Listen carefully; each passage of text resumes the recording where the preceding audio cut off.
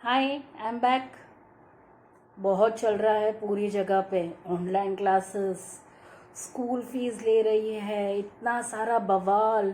एक कोई school management के ऊपर ब्लेम कर रहा है, तो कोई टीचर के ऊपर ब्लेम कर रहा है, टीचर्स पेरेंट्स के ऊपर ब्लेम कर रही है, मैनेजमेंट गवर्नमेंट के ऊपर ब्लेम कर रहा है, सब एक दूसरे के ऊपर ब्लेम कर रहे हैं। इतना बवंडर चल रहा है। अब किसी को भी नहीं पता कि करना क्या है।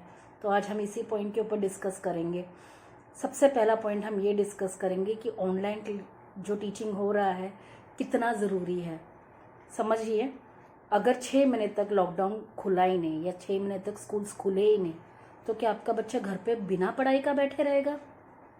सही समय पे स्कूल्स ने अगर ऑनलाइन क्लासेस नहीं शुरू किए होते तो आज आपका बच्चा थोड़ा बहुत जो पढ़ रहा है वो भी नहीं पढ़ पाता। There is always something better than nothing. तो अब सोचिए, सिर्फ अंदाज़ा लगाइए, 6 महीने तक बिल्कुल भी पढ़ाई नहीं है। 6 महीने तक आपके बच्चे का जो इंटरेस्ट है एजुकेशन के लिए वो ज़ीरो। जो स्कूल के थोड़ा बहुत स्कूल जाने का उसका मन किया करता था वो ज़ीरो। Thinking process zero. हर चीज़ में बच्चा ज़ीरो होते जाएगा। आपको पता है प्रैक्टिस मेक्स मैन परफेक्ट। वो प्रैक्टिस ही नहीं करेगा तो हर चीज़ भूल जाएगा। अगर हम 2 महीना ड्राइविंग नहीं करेंगे तो ऑटोमेटिकली नेक्स्ट टाइम जब ड्राइविंग करने जाते हैं तो हमारा पूरा सिस्टम में प्रॉब्लम हो जाता है। हम कॉन्सेंट्रेट नहीं कर पाते, हमें ट्रैक पे आने के लिए टाइम लगता है। तो सोचो, आपका बच्चा स्कूल नहीं जा रहा है 6 महीना, उसको ट्रैक पे आने के लिए कितना टाइम लगेगा। तो अगर ऑनलाइन क्लास शुरू हुई है तो ये कितना बेहतरीन है कि आपका बच्चा स्कूल के साथ कनेक्टेड है, कुछ तो पढ़ रहा है। सिर्फ इसमें क्या डिफरेंस है, मुझे ये समझ में ना आ रहा था इसमें क्या डिफरेंस है। लगभग हम देख सकते हैं कि बच्चा मोबाइल लेकर पढ़ता है।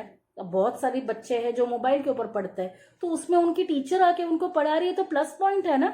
इसमें आप क्यों ऐसे बवाल उठा रहे हैं कि टीचर्स ऑनलाइन क्लासेस ले रहे हैं, इसे पैसे कमाने के धंधे हैं और इसमें किसी को कोई फायदा नहीं हो रहा है। जानबूझ पे हमें पैसे के लिए प्रमोट किया जा रहा है, पैसे के लिए हमें बोला जा रहा है, पैसे के लिए हम प्रोवोक करते हैं कि इसीलिए हम ऑनलाइन क्लासेस ले रहे हैं। ऑनलाइन क्लासेस के नाम पे स्कूल लूट रही है पैसा हमसे। ये क्यों बोलने की ज़रूरत है? ये आपके बच्चे के लिए ऑनलाइन क्लासेस कितना ज़रूरी है ये आपको डिसाइड करना है। क्यों? अगर आपका बच्चा 6 महीने तक नहीं पढ़ेगा तो उसके कॉन्सिक्वेंसेस के लिए आपको रेडी होना है। स्कूल को ब्लेम करके क्या मिलने वाला है? आप क्या चाहते हो, दुनिया भर के सारे स्कूल बंद हो जाए, दुनिया भर का कंप्लीटली एजुकेशन सिस्टम ही बंद हो जाए? तो सर्टिफिकेट्स कहाँ से मिलेंगे? आपको पता है नौकरी सर्टिफिकेट के बेसिस के ऊपर ही मिलती है। स्किल्स कहाँ से बच्चा सीखेगा? स्किल्स नहीं होगा तो आगे उसके लाइफ में वो करेगा क्या? अगर आप गवर्नमेंट ने आपको एनओएस के माध्यम से अगर 10th-12th कर सकते हो, पर उसको लिविंग सर्टिफिकेट तो चाहिए किसी स्कूल से। तो कौन से स्कूल से लिविंग सर्टिफिकेट? घर के बेड पे लिविंग सर्टिफिकेट बनाने वाले हो? कुछ तो होगा ना, कुछ बेसिस के ऊपर ही तो करेगा। आज इतने सालों से स्कूल सिस्टम चलती आई हुई है, अगर सिर्फ एक कोरोना के कारण कंप्लीटली स्कूल सिस्टम बंद हो जाएगी, there will be no school.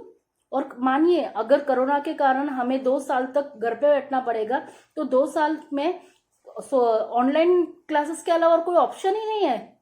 तो आप इसको एक्सेप्ट करना बहुत जरूरी है, आपको सोचना बहुत जरूरी है कि there is no other option, और जो भी हो रहा है वो आपके बच्चे के बेटरमेंट के लिए हो रहा है। चलो दूसरे पॉइंट की तरफ आते हैं, ये बोलकर कि मैनेजमेंट हमसे फी क्यों ले रहा है अगर वो ऑनलाइन क्लास चला रहा है। अरे मैनेजमेंट क्या अपने जेब से पैसा डालेगा? आज बहुत सारे पूरे इंडिया में there are many private schools. और आपको पता है स्कूल्स सिर्फ टीचर की सैलरी के ऊपर नहीं होता है, स्कूल्स में there are many things. Rent होता है बिल्डिंग का, क्योंकि कोई भी मैनेजमेंट बिल्डिंग परचेस करके स्कूल नहीं बनाती है, तो रेंट होता है, वो भी रेंट लाखों में होता है। अब सोचो, लाखों का रेंट, एक महीने का रेंट, ठीक है हम 10-10 हजार का, अगर 15 हजार का रेंट हम नहीं भर पाए तो हमें कितनी दिक्कत होती है। तो वो स्कूल सोचो, स्कूल का रेंट अगर 1 लाख 1.5 लाख अगर स्कूल का रेंट है तो वो कैसे भर पाएंगे? उसके बाद टीचर्स की सैलरीज, टीचर्स की सैलरी कुछ ऐसे 50-60 हजार रुपये नहीं होती है। उनका बल्क में पूरे साल का अगर आप देखने के लिए जाओ तो एटलीस्ट उनके फीस का 75% पूरा स्कूल की सैलरी में जाता है, पूरी स्टाफ की सैलरी। और एक स्कूल में कम से कम 30 से 40 स्टाफ होते हैं, तो 30 से 40 स्टाफ का एवरेज निकालने के लिए जाओ तो 5 लाख रुपए महीने का चाहिए होता है। तो कोई भी स्कूल में अगर फीस नहीं आएगी तो लमसम उनको 10 लाख रुपीस वहां पे इन्वेस्ट करना पड़ेगा। आप मुझे बताओ, अगर लॉकडाउन का असर आपको हुआ है तो क्या उस मैनेजमेंट को नहीं हुआ है? उनके भी खुद के बिजनेसेस अगर होंगे तो क्या उनके बिजनेस पे रातों रात फायदा हो गया जो वो अपने पॉकेट से 10 लाख रुपीज 1 महीना चलाएगा, 2 महीना चलाएगा, तीसरा महीना क्या? उसको पैसा तो आना पड़ेगा ना। This is circular thing. अगर आप फीस नहीं भरोगे तो वो टीचर्स की सैलरी नहीं दे पाएगा, टीचर्स को सैलरी नहीं मिलेगा तो टीचर्स का घर नहीं चलेगा, टीचर्स का घर नहीं चलेगा तो टीचर्स के बच्चे भी भूखे रहेंगे, तो टीचर्स जॉब कैसे कर पाएगी? वो फ्री में कितने टाइम तक जॉब करेंगे? उनके भी तो घर बार है, उनके भी तो बच्चे हैं। तो ये सारा एक चेन है। और अगर आपके टीचर्स वहां पर नहीं रहेंगे तो आपके बच्चे का ऑनलाइन क्लास नहीं होगा, ऑनलाइन क्लास नहीं होगा तो बहुत सारी चीजें नहीं होगी। तो अब सोचिए, ये सारा चेन है। एक दूसरे पे ब्लेम डालकर, मैनेजमेंट के ऊपर ब्लेम डाल के, टीचर्स के ऊपर ब्लेम डाल के, मैनेजमेंट पेरेंट के ऊपर ब्लेम डाल के क्या होगा? अब ये पेरेंट्स का पॉइंट, पेरेंट्स ये बोलते कि हम भी पैसा कहाँ से लेकर आए। Okay, I agree. अभी इसके ऊपर आप गवर्नमेंट को ब्लेम करोगे कि गवर्नमेंट को पैसा देना चाहिए। गवर्नमेंट भी पैसा कहाँ से लेकर आए? वो आपके टैक्सेस से आपको पैसा देता है ना। तो ये सिचुएशन में हम सबको अंडरस्टैंड करना बहुत जरूरी है कि कौन सी चीज बहुत जरूरी है। कोई भी स्कूल आपको ऐसा नहीं बोल रहा है कि लमसम पूरे साल की फी भर लो। गवर्नमेंट भी ये बोल रहा है कि एक एक महीने के हिसाब से स्कूल की फी भरो, क्योंकि आपका एक एक महीने का फीस भी काफी स्कूल्स को राहत देगा, काफी टीचर्स को राहत देगा। एटलीस्ट उनको 30% तो सैलरी आए। बेचारे पूरे साल भर मेहनत किए, उनकी इंक्रीमेंट तो गई। आप ये समझ लो, इनकी इंक्रीमेंट तो चली गई। बहुत सारी कंपनीज में कॉस्ट कटिंग हो गया है तो इंक्रीमेंट तो चली गई, बट एटलीस्ट उनका जो हक की सैलरी है, जहाँ पे वो मेहनत करे, वो तो उनको मिलनी चाहिए। उसके लिए भी अगर मैनेजमेंट के पास पैसा नहीं रहा, आप लोग फीस नहीं भरोगे तो कुछ भी नहीं आगे पॉसिबल है। तो ये आपके हाथ में है, आपको मैनेज करना है। आपके साथ हम भी सपोर्ट करना है, मैनेजमेंट को भी सपोर्ट करना है, और टीचर्स, इसमें टीचर्स का कोई रोल नहीं होता है। Teachers are just doing their duty. अब तो उनको अप्रिशिएट करना चाहिए, टीचर्स को सपोर्ट करना चाहिए कि ऐसी कंडीशन में बिना सैलरी के बावजूद भी वो अपने बच्चे को बेस्ट दे रहे हैं, अनकंडीशनली वो आपके बच्चे को टीच कर रहे हैं।